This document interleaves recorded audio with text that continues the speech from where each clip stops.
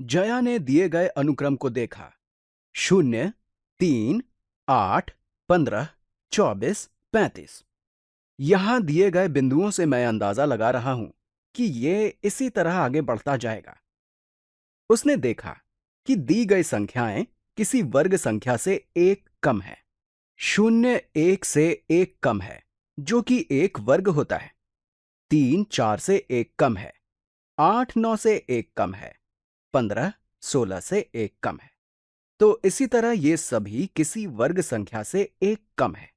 इस प्रकार उसने अनुमान लगाया कि nवीं संख्या n का वर्ग घटा 1 होगी। क्योंकि जब भी कोई अनुमान लगाता है तो इसका मतलब यह है कि उन्होंने जो कथन कहा है वो सही लग रहा है, लेकिन ऐसा जरूरी नहीं कि ये सही ही हो। तो उसने अनुमान लगाया है कि nवीं संख्या n का वर्ग घटा 1 होगी। हम इसे 100% सही कहने के बजाय एक अनुमानित कथन इसलिए कह रहे हैं क्योंकि हम नहीं जानते कि ये पैटर्न इसी तरह आगे भी चलता रहेगा या नहीं। उसने केवल दिए गए पैटर्न को देखकर इसे एक व्यापक रूप में लिख दिया है।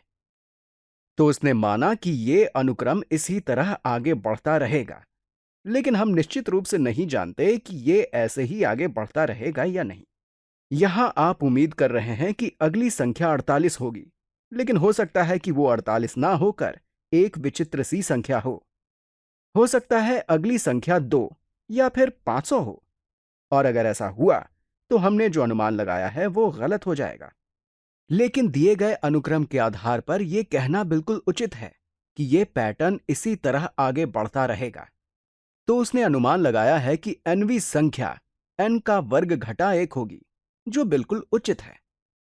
क्या जया ने यहां इंडक्टिव रीजनिंग का प्रयोग किया है? हां, उसने इंडक्टिव रीजनिंग का प्रयोग किया है। इसे ही हम इंडक्टिव रीजनिंग कहते हैं। अगर हम यहां दिए गए पैटर्न की बात करें, जो इस स्थिति में अनुक्रम के प्रत्येक पद से एक पैटर्न बनता नजर आ रहा है।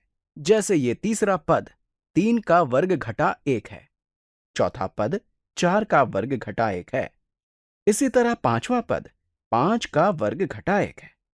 तो उसने ये पैटर्न देखा और इसे एक व्यापक रूप में लिख दिया, जिसके अनुसार उसने अनुमान लगाया कि nवीं संख्या n का वर्ग घटा 1 होगी। हम इसे इंडक्टिव रीजनिंग कहते हैं।